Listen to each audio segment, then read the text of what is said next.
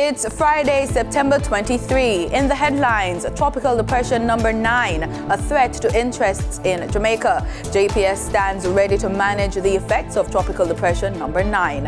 Regionally, Attorney General Armour reiterates support for CCJ. And in sports, Jamaica's Super 6 gets bronze. This is the news on PBC Jamaica. I'm Simone Absalom Gale.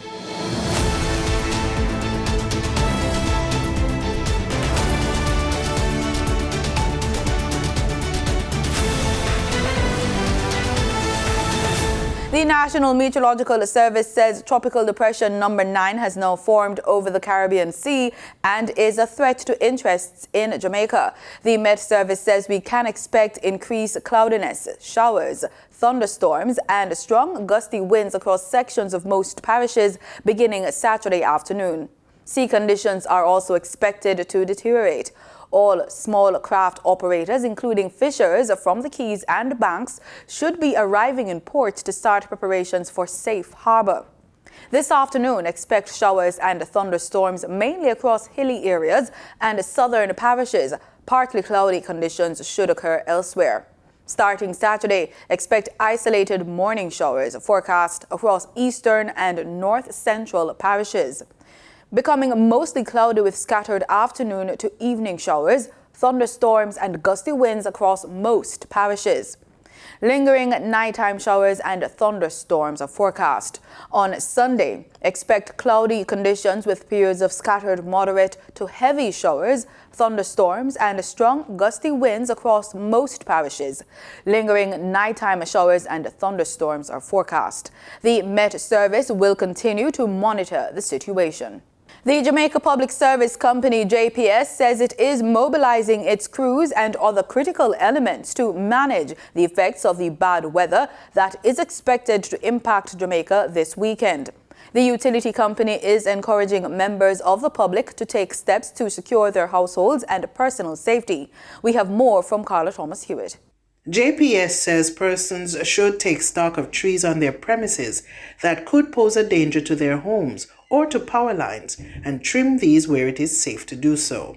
They are, however, cautioned not to attempt to cut trees that are already close to lines, as this could result in electric shock or loss of life. Members of the public are also encouraged to ensure that they have supplies on hand, including flashlights, battery-operated radios, non-perishable food items, and water. Importantly, persons who make use of generators should ensure that they are in good working order and properly connected to their home system. The power company is also reminding customers that the severe weather system may result in extended power outages, as has been experienced in neighboring territories. Once the system has passed, members of the public must avoid downed power lines. For PBCJ News, I'm Carla Thomas Hewitt. Prime Minister Andrew Holness says climate change is an immediate existential threat to small island developing states like Jamaica. Speaking at the 77th United Nations General Assembly on Thursday, Mr. Holness again called on countries to carry out their commitments to climate targets. A single climate event could wipe out 100% of our economy in a few hours. Climate change is an immediate existential threat for small island developing states like Jamaica. Concerted action to slow down and halt temperature rise is literally a question of our survival. He is calling for more to be done to mitigate the impact of climate change. Jamaica looks forward to the convening of COP27 in Egypt later this year. We call on all countries to meet their commitments and contributions to climate targets. And we call on the developed world to increase their commitments and ambitions in climate financing, particularly for adaptation and loss and damage.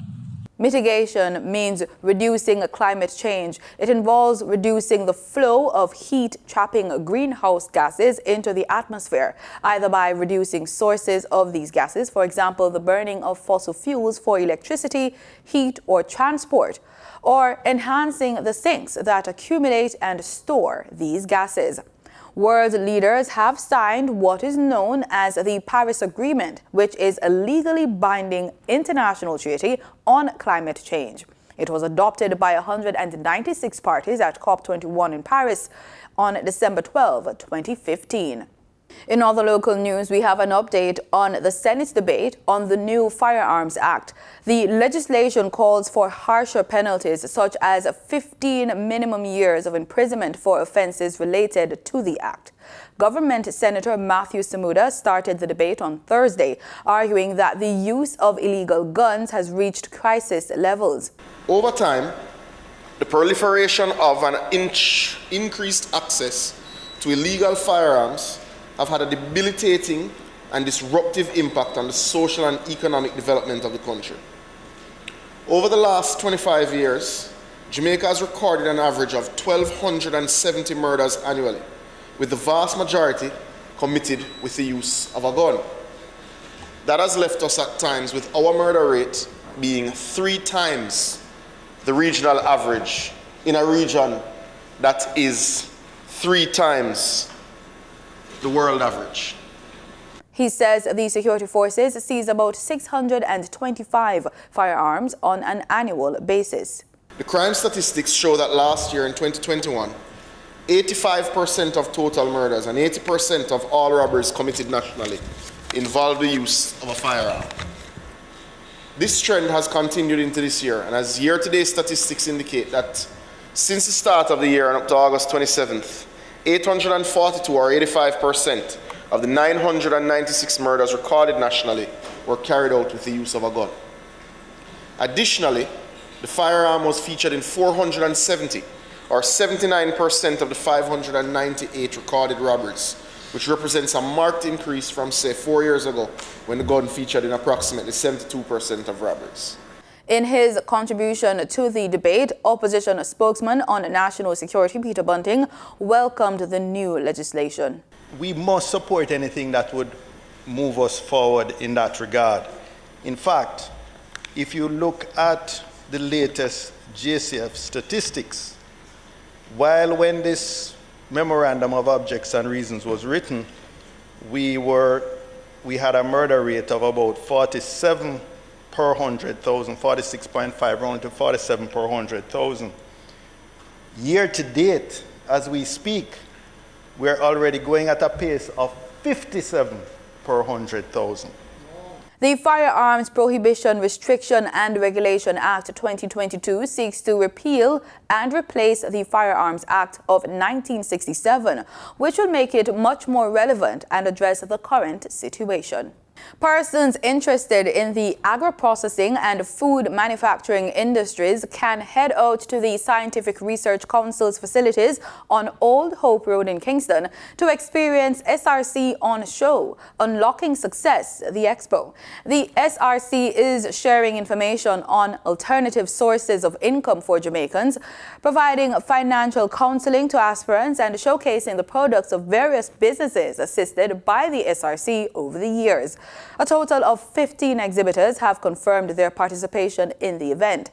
The day's activities will also include demonstrations in several areas such as soap making, tissue culture technology, and plant propagation. The SRC is an agency of the Ministry of Science, Energy and Technology with responsibility for fostering and developing scientific research, serving as a repository of scientific information, and facilitating the development, application, transfer, and/or improvement of the technology of such research for Jamaica's benefit. The Education Ministry's Sixth Form Pathways program began this academic year, and thousands of students have registered. Minister without portfolio in the Office of the Prime Minister with responsibility for information, Robert Morgan, gave an update during a post-cabinet press briefing at Jamaica House this week. It has been a very successful rollout of the program. Mr. Morgan says one of the factors behind the success is a partnership involving the government, the public education system, and the tertiary-level institutions, particularly in providing spaces for the students. One of the concerns raised by stakeholders was the issue of space. When the Ministry of Education did their assessment, they found that we had over 20,000 spaces within the education system that could be used for the pathway. These were not just restricted to high schools, but they were also in tertiary institutions. And that is why we engaged tertiary institutions. And a lot of the tertiary institutions came on board. According to Minister Morgan, the government has also provided the resources such as grants to both tertiary and secondary institutions to accommodate the students. Through the program, secondary level students are exposed to various pathways such as skills and vocational training and not just academics. This means students will be able to engage the education system for an additional 2 years. Jamaicans could see publications on fuel prices from a Consumer Affairs Commission in the near future. Discussions are slated between the Ministry of Science, Energy and Technology and the Consumer Affairs Commission on the matter to enable customers to make informed decisions when purchasing the commodity. Speaking at the Petrojam Private Sector Breakfast Forum at the AC Hotel by Marriott Kingston on Wednesday, Portfolio Minister Darrell Vaz said the dialogue will facilitate the creation of a memorandum of understanding between the entities. He says, quote, "You have to give the people information to allow them to make that decision," end quote. Details of the food prices are published in the country's major newspapers. Explaining how Petrojam's ex-refinery prices are set, General Manager Winston Watson said this is undertaken weekly based on the principle of import parity pricing. Up next, we have the business report. Anita Rodney is at the business desk.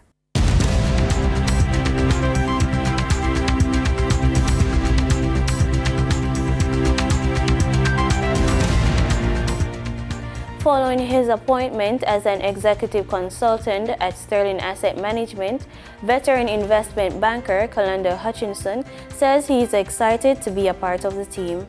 I'm excited to be a part of the Sterling Asset Management team to help them create value for a new segment of the market. As more businesses look for innovative financing and exit options, it is important to stay agile and remain competitive. Founded in 2001, Sterling Asset Management is a full-service financial planner, fund manager, and securities dealer specializing in but not limited to US dollar investments. For your market updates, in foreign exchange trading for Thursday, September 22, the US dollar sold for an average of $152.72. The Canadian dollar ended trading at $114.17. The pound sterling traded for $173.20, and the euro sold for an average of $153.75. In JSE trading, the JSE index advanced by 327 points, the junior market index advanced by 10 points, the combined market index advanced by 402 points, and the All Jamaican Composite Index advanced by 59 points. Overall market activity resulted from trading in 102 stocks, of which 39 advanced, 42 declined, and 21 traded firm. Stocks advanced for 138 Student Living Jamaica Limited, Access Financial Services Limited, and Barita Investments Limited. Stocks declined for 138 Student Living Jamaica Limited Weber Preference, 1834 Investments Limited, and Caribbean Assurance Brokers Limited. Trading firm were AMG Packaging and Paper Company Limited, Berger Paints Jamaica Limited, and CAC 2000 9.5% cumulative redeemable preference shares. The overall volume leaders were Everything Fresh Limited with over 11 million units, Mailpack Group Limited with over 2 million units, and Trans Jamaican Highway Limited with over 1 million units. In regional stocks, in Trinidad and Tobago, Clico Investment Fund was the volume leader with over 12,000 shares, followed by Calypso Macro Index Fund with 12 shares being traded. On the Barbados Stock Exchange, Epley Caribbean Property Fund Value Fund was the sole security trading over 3,000 shares. In regional business, the Inter-American Development Bank, IDB, has approved an $8 million loan to promote Belize's foreign direct investment and trade performance through a series of measures aimed at streamlining trade and investment procedures and providing tools for small and medium-sized firms to join global value chains. The IDB said the project will reduce trade and investment permit approval times through automized, simplified, and standardized processes. In international business, the British government is expected to unveil economic measures meant to stimulate growth and ease the cost of living crisis. The package is expected to include tax cuts and billions of dollars worth of spending. However, not everyone is convinced it will work. We're only 30 kilometres downriver from London's financial district, but little of the capital's wealth flows here to Gravesend. This historic maritime town bears the scars of the recent pandemic and now a cost of living crisis fuelled in part by the war in Ukraine. Faye Crystal runs a cafe and a market where business after business has shuttered up shop. I've not wanted to put my prices up. I haven't put prices up since we opened 2 years ago. But with the fuel costs and now the supply issues, because I do all my own home baking, flour has nearly doubled in price, sugars went up, everything's increased. The British government says it's poised to unleash more than $100 billion to protect businesses from rising energy costs. But for Faye, the efforts aren't long-term enough. They've got no idea of the real world, really. None of them, politicians, none of them have got an idea of what the real world is like. I'd love them to come and spend a week in my shoes. In market data for oil prices dumped on demand fears as rising interest rates risk tipping major economies into recession. Brent crude futures fell $3.74 to $86.72 a barrel, and West Texas Intermediate crude futures were down $3.98 to $79.51 a barrel. And that was the business report on PBCJ. I'm Danita Rodney. In the Bahamas, during an interview with Bloomberg News, Prime Minister Philip Davis insists that majority of the country's debt comes from tackling damage caused by acts of nature, especially when it comes to increasingly destructive hurricanes. The Prime Minister, who is in New York, says tackling this debt will take a twofold approach, the first involving industrialized countries taking accountability for their part in climate change. The other means, of course, is engaging the Article 6 provision of the Paris Agreement, which allows for a voluntary carbon market. And so for myself, I'm not waiting for the international community. I am looking at ways and means myself to see how I could help myself. And what I've come to realize from scientific studies that have been made known to me is that the Bahamas has one of the biggest carbon sink in the world, spread over 100,000 square miles. And so why don't I identify my carbon assets and monetize it and trade them? In explaining the country's financial position, Prime Minister Davis saying his administration took office at a time when the country's debt to GDP ratio was over 100% and says the debt profile shows that up to 40% or more of that debt is directly related to climate change. Davis telling Bloomberg that in less than a year, his administration has been able to bring that down to 82% with a 50% target by the end of this term. The Prime Minister adding that he's already introduced legislation to lay the foundation for monetizing carbon credits. We have identified a significant carbon sink that is now should be before Vera for verification. Once that's verified, we'll try and have a trade on the stock market. Once the word got out that we were pursuing monetizing carbon credits, I had unsolicited offers just to buy it from numbers ranging from 350 million to 400 million. So for me to have had that, it tells me it's probably 4 times that. In Trinidad and Tobago, Attorney General Reginald Moore is reiterating his support for the Caribbean Court of Justice to become the final appellate court for Trinidad and Tobago. More in this TTT report. At the convening of the first hemispheric meeting of regional courts at the Hyatt on Thursday, Mr. Armour said on his appointment as Attorney General, he was given the support of government to make the transition to the CCJ. Mr. Armour said he is certain the move to replace the Privy Council as the final court of appeal will be a sound decision if and when completed. Prime Minister Dr. Keith Rowley and I have spoken publicly on several occasions of the sovereign imperative for Trinidad and Tobago to take that final step towards self-determination. We are resolute in our belief and our acclamation that the Caribbean Court of Justice has more than adequately demonstrated its judicial pedigree and independence, its sound reasoning, its logic, and its ability to be innovative in its decision-making. Mr. Arman noted there are many benefits to be derived from the CCJ and praised the court on the use of technology to enhance its access to justice. The Caribbean Court of Justice is a shining example that work remotely done can be conducted efficiently to the benefit of stakeholders in different countries, just as I am equally certain of the benefits to our individual countries from this gathering over these 2 days. The two-day meeting includes representatives from heads of judiciary of the Central American Court of Justice and the judiciary of Trinidad and Tobago, among others, to focus on issues such as enforcement of international judgments and the relationship with domestic courts. In Barbados, with the mask mandate being removed and COVID-19 travel protocols rolled back on September 23, Attorney General Dale Marshall says in the event of a COVID spike or some other development, there are legal provisions to deal with the matter. The state of emergency still continues. Parliament, when it last met earlier this month, agreed to extend the state of emergency until the 21st of December. And that gives us a legal and regulatory framework to make adjustments.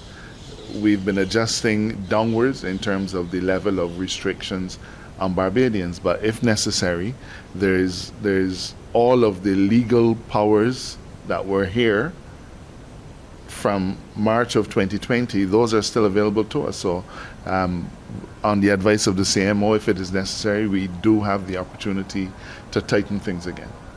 Public servants across St. Vincent and the Grenadines are expected to enjoy more disposable income as at 2023, thanks to salary increases and a reduction in personal income taxes. Addressing a press conference on September 22, Minister of Finance Camilo Gonzalez outlined the government's agreement with the labor unions. If you're in grade K in the public service, you are a clerk typist, a teacher 1, a laboratory assistant, a senior guard at the Coast Guard, a senior traffic warden. That's grade K. If you're in grade K, currently, your salary is $20,712.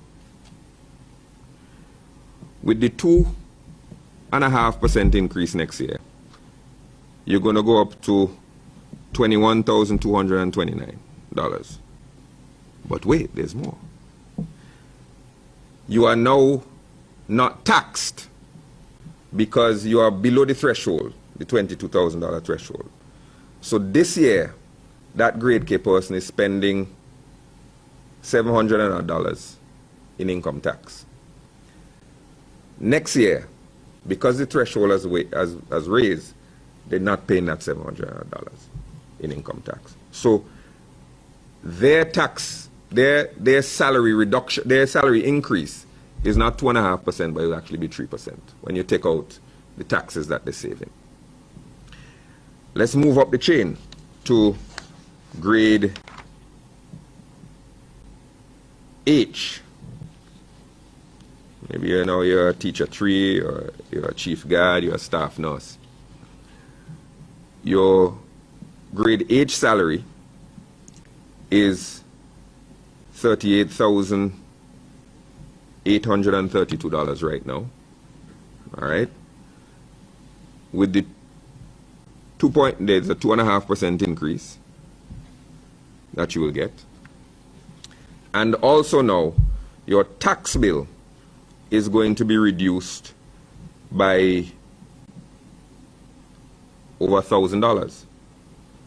So whereas this year your take-home pay as a grade K is $34,600, Next year, it will be $36,100.